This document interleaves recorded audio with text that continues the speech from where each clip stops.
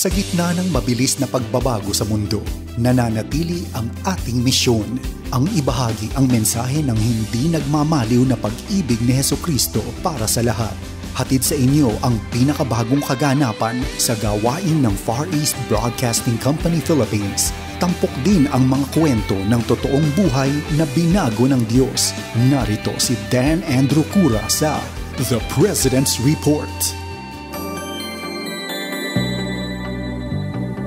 Magandang araw sa iyo, kaibigan.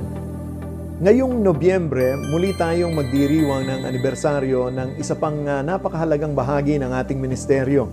Hindi po ito isa sa ating 13 local stations at hindi rin sila kasama sa pamamalakad ng ating pagbo-broadcast. Ngunit ang ginagawa nila ay napakahalaga sa anumang ministeryo tulad ng FEBC. Kaya naman, kilalanin natin sila ngayon. At marahil isa ka sa kanila, kaya naman huwag mo nang ilipat ang stasyon ng radyo na pinakikinggan mo ngayon. Bago ako magpatuloy, kung nanonood ka sa Facebook o sa YouTube at pinagpapala ka sa iyong mga naririnig, huwag kalimutang mag-thumbs up o mag-like at mag-subscribe para makita mo agad ang mga bagong video na itinataas namin kada linggo. Ako po ang inyong kaibigan, si Dan Andrew, at ito ang The President's Report.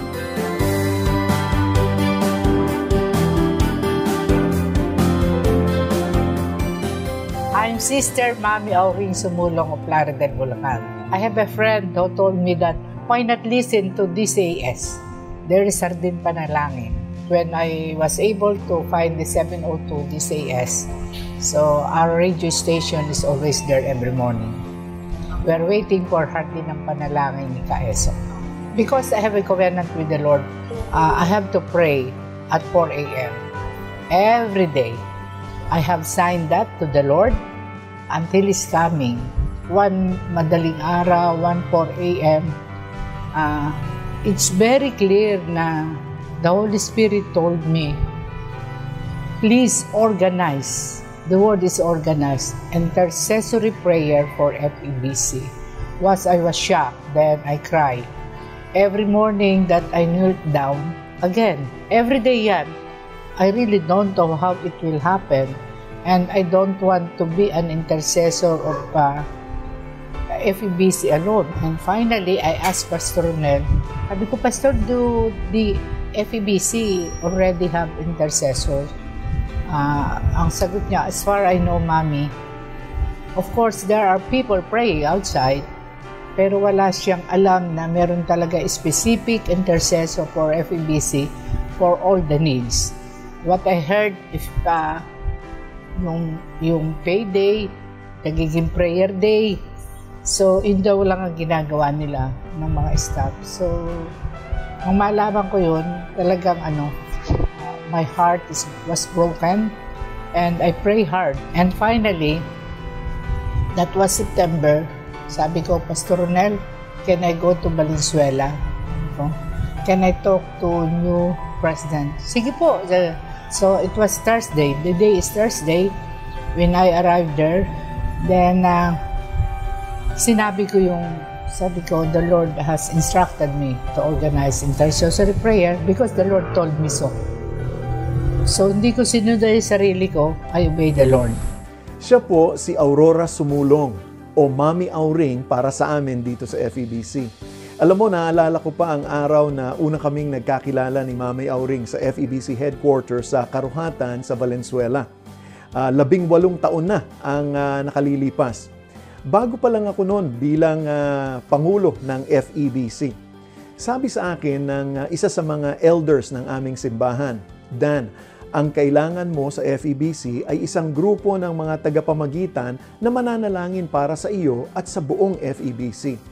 Kaya nang dumating si Mami Auring na may dalang malinaw na panukala na ipanalangin ang FEBC, abay, ito'y isang pagpapatunay at sagot sa aming mga panalangin. Ganyan nagsimula ang FEBC Prayer Intercessors Ministry. At sa lahat ng tinawag ng Panginoon sa ministeryo, alam nyo na laging mayroong hamon na tayong haharapin. At nahirapan ako noon kasi I need to give up my two business then. nobody understand me, especially my daughter and my son.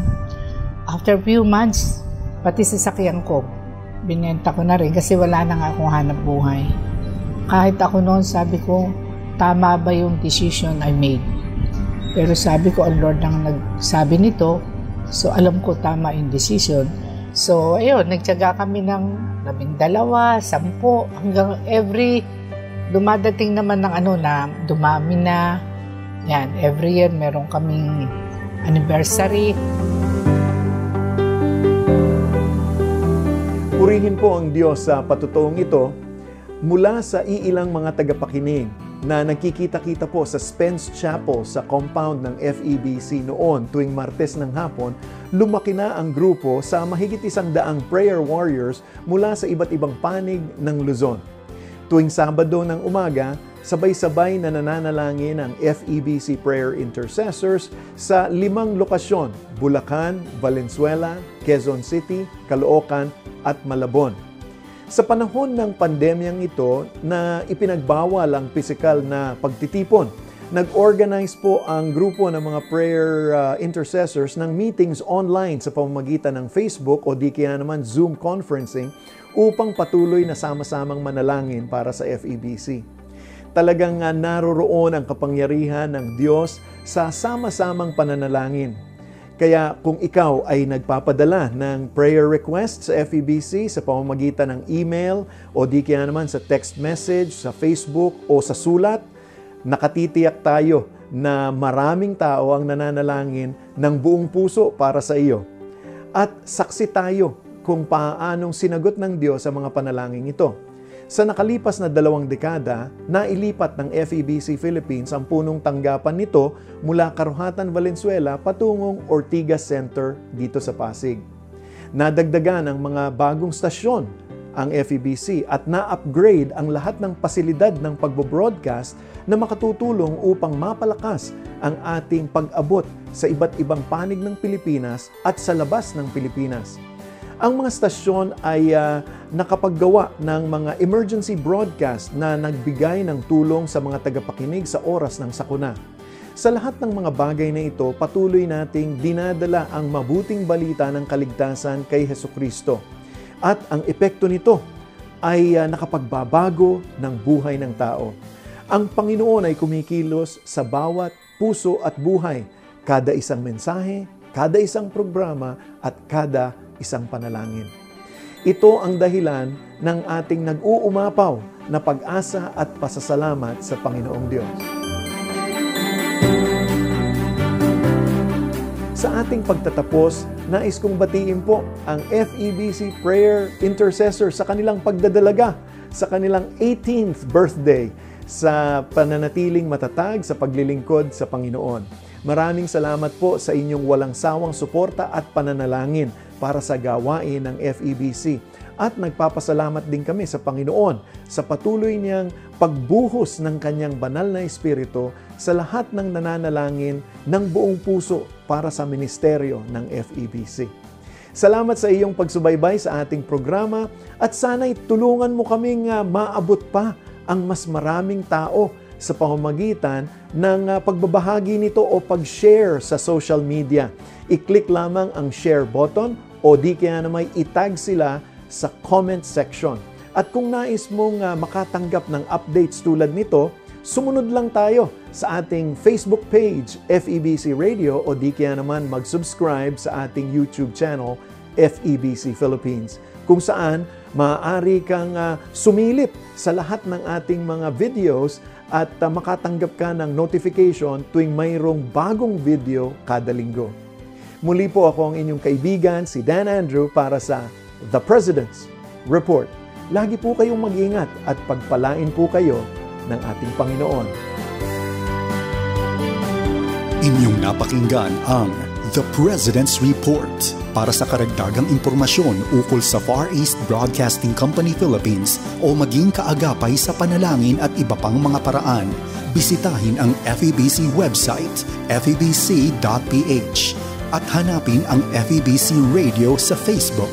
Maraming salamat sa iyong pag-agapay at pagpalain ka ng Panginoon.